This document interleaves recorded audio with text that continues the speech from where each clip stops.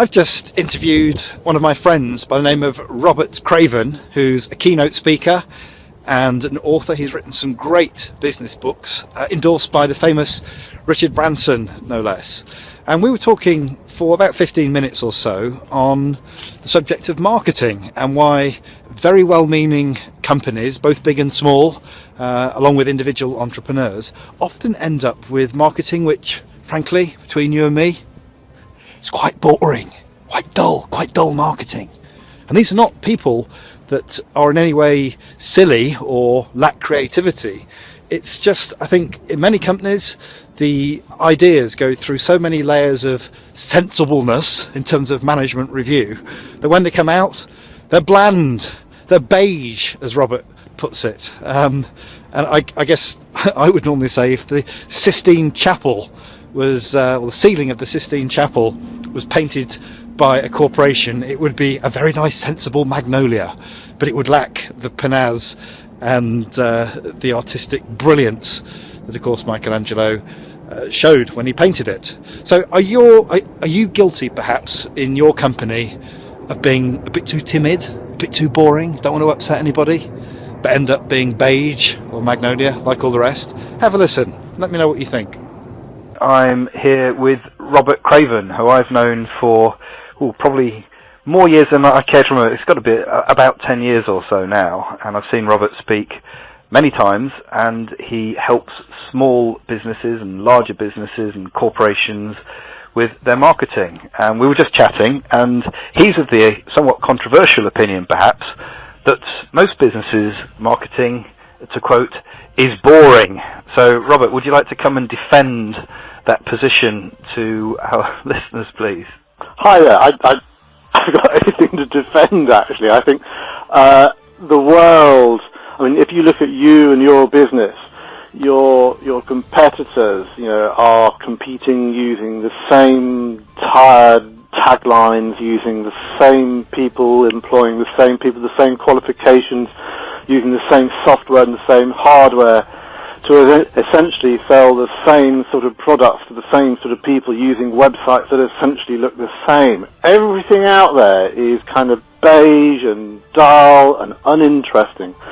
And from the consumer, from the customer's point of view, it's kind of like everything looks the same, and it is just this utter dullness and beigeness that is thoroughly uninspiring. Okay, well, I take your point, perhaps, but what can we do about it? I mean, I'm not a marketing expert, and many people that run companies are not marketing experts. How can we change that magnolia obsession then that we seem to have? Well, I think part of it is obviously kind of about passion. I think one of the things that happens is when we do marketing, we go and we have lots of creatives, whether they're in marketing agencies or in independent businesses. They start off really quite well intentioned, but one of the things that happens is that if you want to be risky or not risky, they tend to play it safe. If they then have their marketing work go in front of committees, they then look at different ways of making sure it appeals to everyone. And they kind of lose the plot that marketing isn't about interruption. It isn't about you're watching television, here I am, buy my software, buy my soap, is it? It's actually about engagement and involvement. And engagement is about a conversation. And the conversation is about, if I'm the punter, the customer, the client, it's about me feeling that you're actually talking to me. And then what actually happens is the very reverse of that, is that we get this long copy, and I know there are plenty of people out there who are great fans of a long copy, these very long email letters and so on and so forth. At the end of the day... You're talking about the long sales letter, sort of? Yeah, and at the end of the day, at the end of the day, you've got to test what works best for your customers, so I'm not saying it's right or wrong. But very often we get this overweighty benefit, buy from me, benefit, buy from me.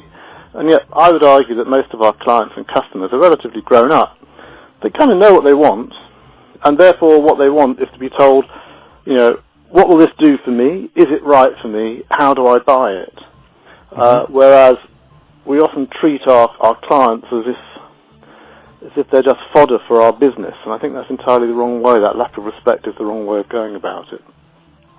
So how should we adopt a different approach then? Are you saying that we should change our tone of voice and talk on a sort of more one-to-one basis, like we talk to people, down the pub or in everyday life, or is there a different technique that we need to learn that has escaped everybody so far? I'd kind of like to go back a couple of stages, a couple of steps in the conversation, and then what I'm going to say will make a bit more sense. Okay. I think the first thing is, and we talk about this in my Grow Your Service firm, but the first thing is, question how many of us provide an above-average customer experience.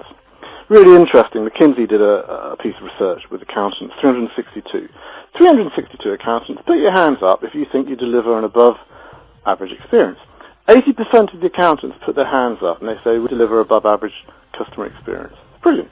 They then go to the next room where they have the clients of the same 362 firms, and they say, tell us, how many of you think your accountant delivers an above-average customer experience? Only 8% of hands goes up.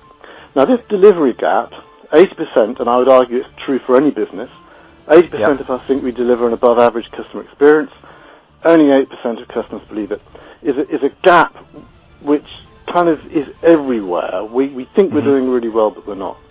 So now we can put in some great questions. One, what really hacks off our customers? Paying too soon, paying too late, not being invoiced, not being delivered late, delivered in parts. Because whatever that is what we shouldn't be doing. Why can't we sell more stuff? Everyone always thinks it's about price, yeah? And yet all the research which is now coming out says it's not about price. In fact, IPA, the Institute, their research says that only 10% of people actually buy on price. 10% of people is a huge piece of research. Only 10% of people are actually buying on price. In other words, everyone else is buying on other stuff. 85% of people said that they would pay more for a better customer experience. So it's about that engagement. So we have a situation where we don't really understand our customers. We think they're buying on price, they're not.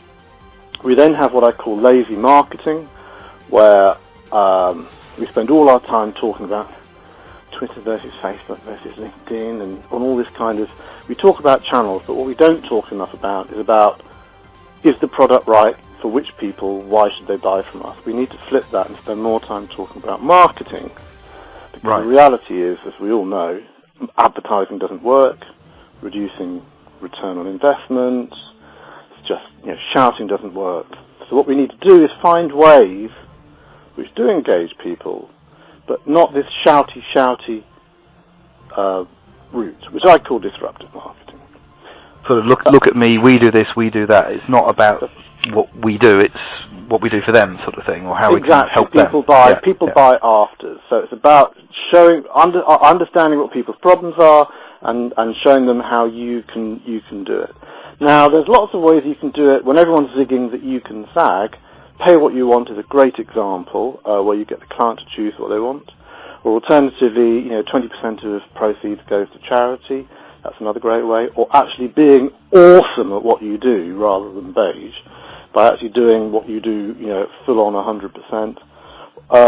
Or doing crazy stuff like viral videos, like BlendTech, or delivering the most expensive loaf of bread or bread online. There's lots of ways of being different. There's a lovely book called Trust, and it's in all hotel rooms in a hotel I was at. It's got a label on it, and it says, this book's called Trust, and then it says, take it, we trust you to pay for this, and it gives you a website address. So you take the book, never seen that. And then you take the book, then you feel guilty, and then you pay them.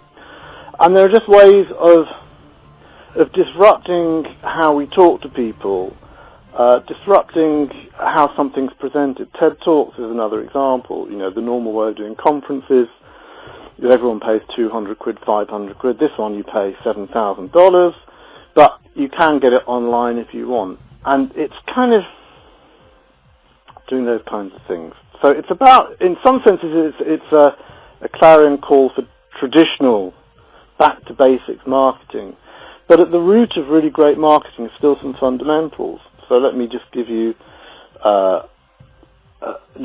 is a way of marketing that actually makes stuff work, and it's one, stating what your overt business benefit is. If you state your overt business benefit, in other words, people who buy from us see their profit increase by 30% in the 6-month period, or whatever it is, you increase the probability of success from 13% to 38% in your marketing material.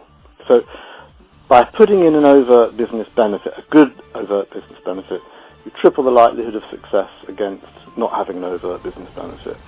That's amazing, and I bet many people don't even think about that. Oh, absolutely, absolutely.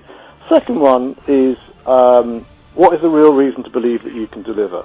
Again, it nearly triples your likelihood of success if you can put down a real reason to believe that you can deliver. You're the first, you're the only, you're the one with the technology, payment on results, whatever it is.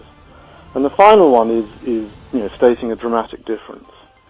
We're the only one in the UK, and so on and so forth. If you actually combine those three, what is the overt business benefit, the real reason to believe we can deliver, and the dramatic difference, then you get a really compelling proposition.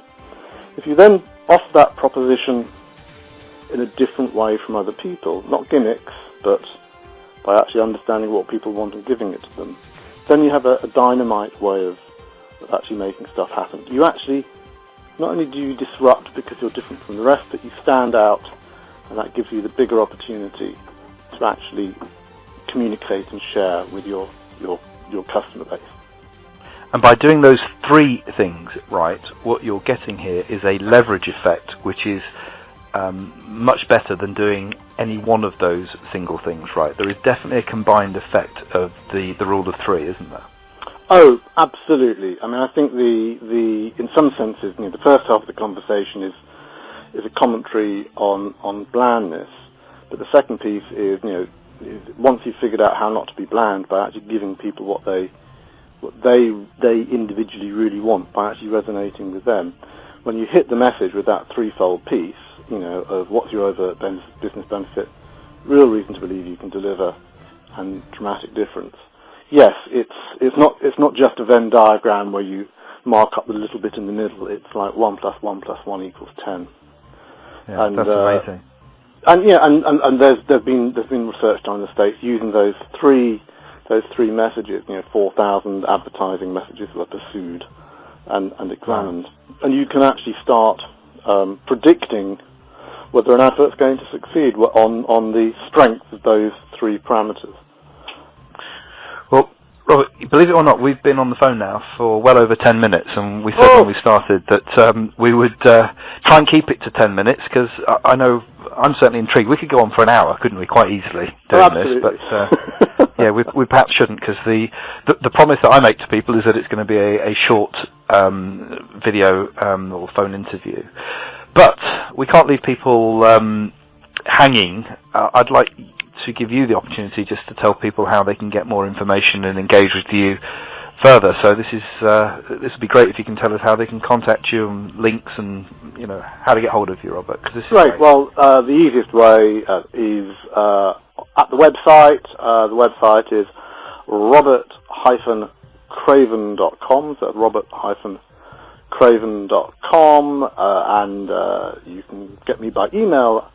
RC, standing for Robert Craven, RC at robert-craven.com. And, I would love to speak to people, love to share ideas with people, and love to engage.